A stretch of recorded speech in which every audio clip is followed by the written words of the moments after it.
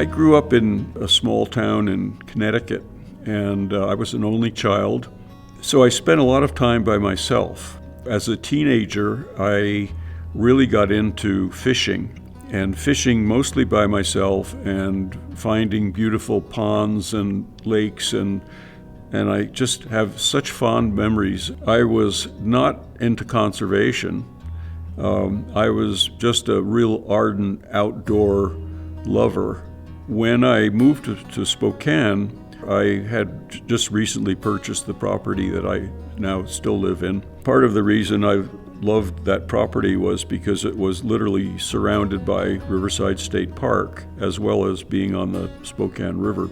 Almost within a year, I read in the paper that the parks had arranged to surplus that piece of property based on an evaluation they made in 1976. To make a long story short, I was able to keep the property. That made me realize that things that seem permanent aren't. At what point did you decide to include the Conservancy in your estate plan? I wanted to do something that would do good, preserving nature and providing opportunities for people to get the same kind of enjoyment out of nature as I was able to get when I was 14 years old. So I felt like by making that kind of commitment, I was creating a legacy for myself, which is a nice thing to have when you're 79 years old and getting older for some indeterminate amount of time. If we fast forward the clock 100 years, what do you see? I see my contribution enabling the kinds of work that INLC is doing.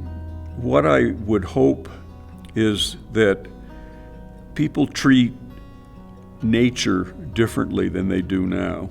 I would hope that people identify more with it and are feeling more protective of it. So if someone came to you with questions about putting together an estate plan, and you wanted to encourage them to include the Conservancy in their plan, what would you tell them? What is their long-term contribution to the world? What other things would they want to put their money into that they feel like would benefit their grandkids? It was very easy to make a decision to give my part of my estate to INLC.